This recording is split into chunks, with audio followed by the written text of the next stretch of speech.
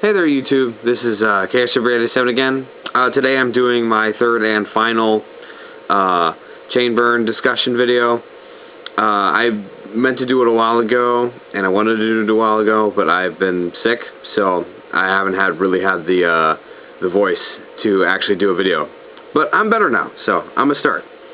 Before I get in starting the side deck, like I discussed, an upcoming card in Galactic Overlord is gonna boost this deck up really well. Like, I didn't think about it until, like, I was interested in the card for a while, but I didn't think about it until, like, past couple days, that how good it is in this deck. And that is this. It is Card-D. Now, if you don't know, this is a level 2 machine monster. It cannot be special summoned. And then during your main phase 1 of the turn that you normal summon this card, you contribute it to draw 2 cards, and then you also proceed to your end phase immediately. So basically, you get a +1 draw for the sacrifice of this card, your normal summon for the turn, and as well as your battle phase, your main phase 2. But one of the things that's so good about this is that you're still allowed to set up anything in main phase 1 before dropping this to basically end your turn with draws. Now in Chain Burn, that's just gonna be super simple. It's just be like, I'm gonna set my hand, then play this and draw 2 cards and then my turn. And so now I have cards for next turn. It's just a really good card in here, and I will probably be running 3. Currently, it is listed as a rare in Galactic Overlord, but it may get a rarity boost because it's a generic draw card, and you know how Konami loves the rarity bump things that they know will buy the set for. So that's that.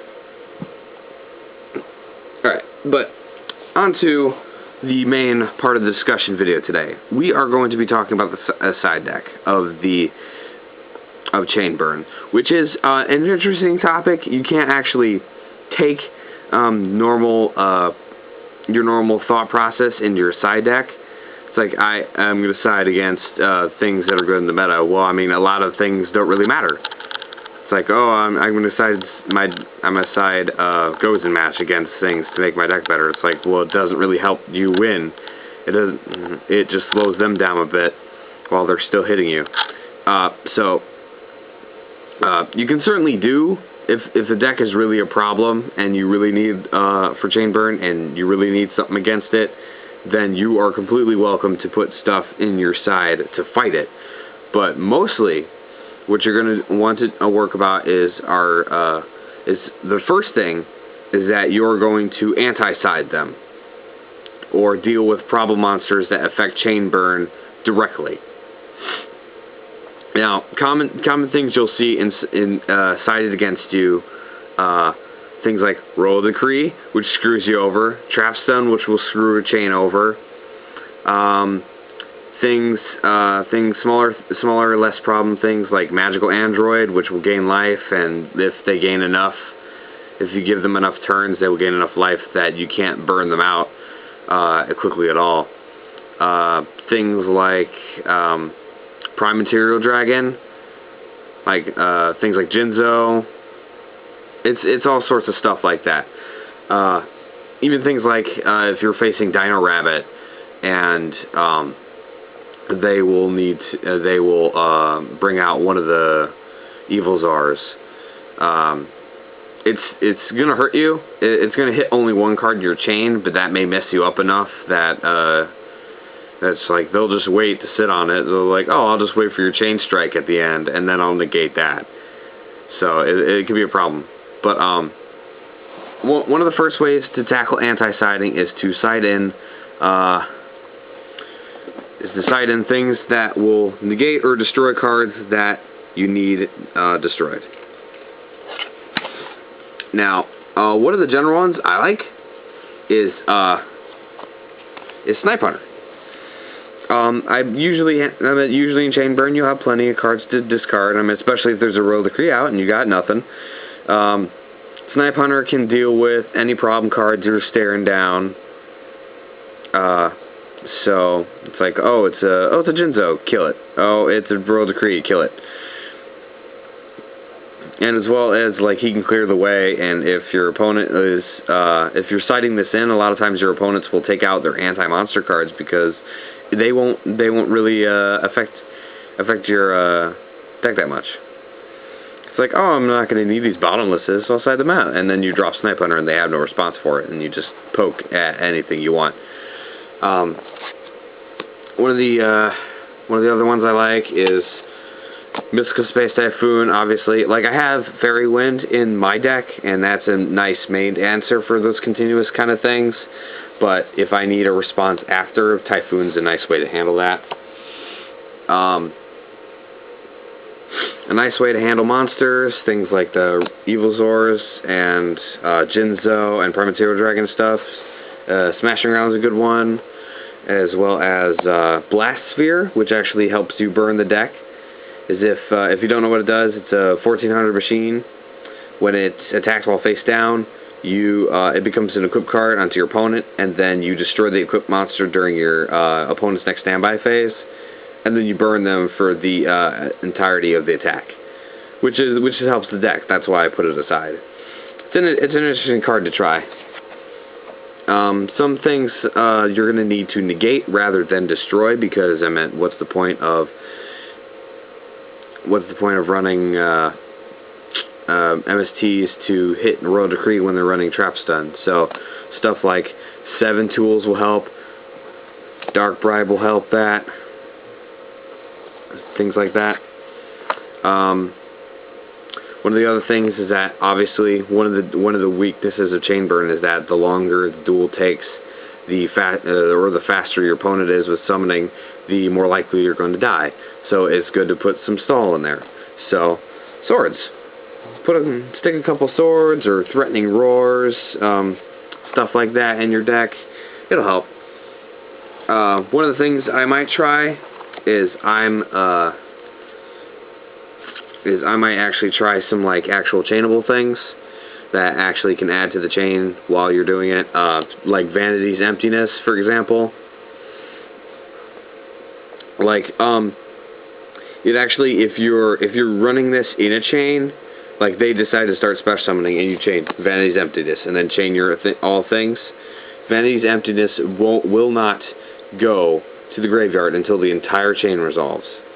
Even if a monster was destroyed sometime during the chain, or a card was sent to your graveyard sometime during the chain, with Fairy Wind, or something like that. I guess Fairy Wind would destroy this, so that would be the point. But something else. Its own effect that would destroy itself when a card is sent to your grave